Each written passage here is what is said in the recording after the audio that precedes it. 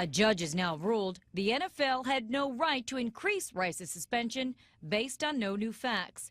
The judge felt Rice had been open with Goodell from the beginning about what had happened. Because of the ruling, Rice is now eligible to play immediately for any team that will sign him. Let's make it simple. Ray Rice will play in the National Football League again. This season or next, he will have a chance at redemption, such as perhaps not the case for the man who punished him, leading a sport loaded with more double standards and backroom dealings than an old-time Chicago politician. Let's welcome back to MidPoint the CEO of Horrow Sports Ventures and the man who started and remains the top expert in the business of sports, Harvard Law School graduate, syndicated commentator, better known as the sports professor, and an old friend. Rick Horrow joins us today. Rick, pleasure to talk to you again. I am continually impressed with your colorful lead-in language. It certainly baits the hook. How are you, my friend? Did you have a nice Thanksgiving? Did you eat a lot? Had a great Thanksgiving. Did not eat a lot. Ate just enough to get through the weekend and enjoy a few football games and move on from there.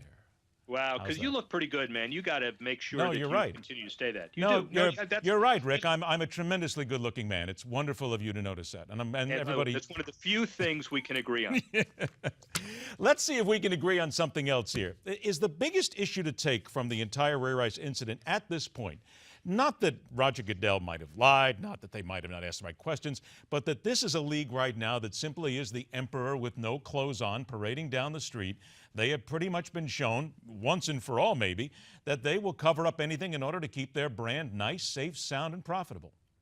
Well, that's one way to look at it, I guess. The maybe less cynical, although I'm not going to ascribe, way to look at it is that there needs to be some certainty, transparency, clarity as far as process goes.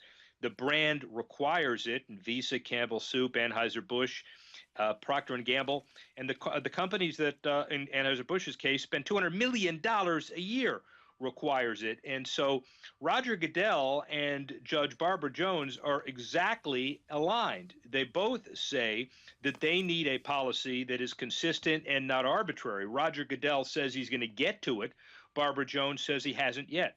But he says he's going to get to it when I think you and I both know this is a system that needed something like this, an arbitrator, a long time ago. And they've been shoveling a lot of this under the rug for a long time here. They were pretty much exposed. So doesn't any of Roger Goodell's promises now fall on deaf ears? I think not. If it comes up with a clear, consistent policy with Lisa Friel and her experts involved in creating it. Remember, we also have the Robert Mueller report, which everybody seems to forget is supposed to identify when Roger Goodell saw it. Did he see the tape? When did he see it? Who got it at the NFL and what was happening? That masks the bigger issue. The bigger issue is for all sports, if you have a commissioner ruling on the discipline of an individual player, is that appropriate? And how do you deal with it and make it consistent?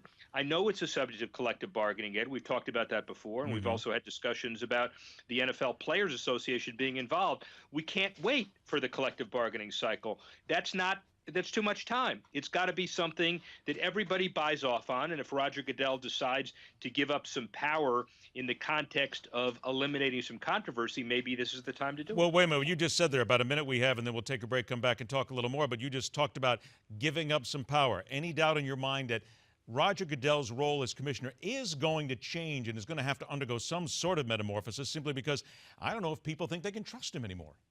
Well, I'm not sure of that motive because I've worked with Roger for a long time, and I want to emphasize that I find him to be a very honorable, very trustworthy guy. I really do. I think the point right now is that the policy needs to be created, and there needs to be a perception of fairness, and maybe the way to do that is to open it up and have a few more people involved in it, even though when you look at the other leagues, they have their staffs do it, and the commissioner doesn't do it directly. So maybe there's something to be learned from other sports. I do believe that Ray Rice is going to play again, Indianapolis and New Orleans, apparently two teams that reportedly have had some interest here. Do you think he will play this season, or the teams will simply wait, let it die down, go into training camp next year? I had a bet with Christine Brennan, who is a good buddy of mine. The USA Today is a sports columnist, and she says that if whoever is right, she thinks he's going to play. I don't. and the winner dresses up in some kind of mascot suit and parades out in front of the stadium. So I want to make sure that I believe that he will not play this year. Next year, by the way, is an entirely different story, and they've got a lot of time. Every team has a lot of time to do some spin work between now and next year.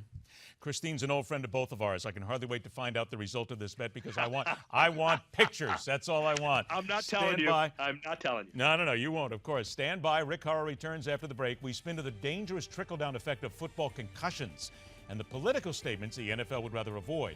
And at 51 minutes after the hour, hear them speak and bellow from the Sunday talk show pulpit. It's right here on MidPoint.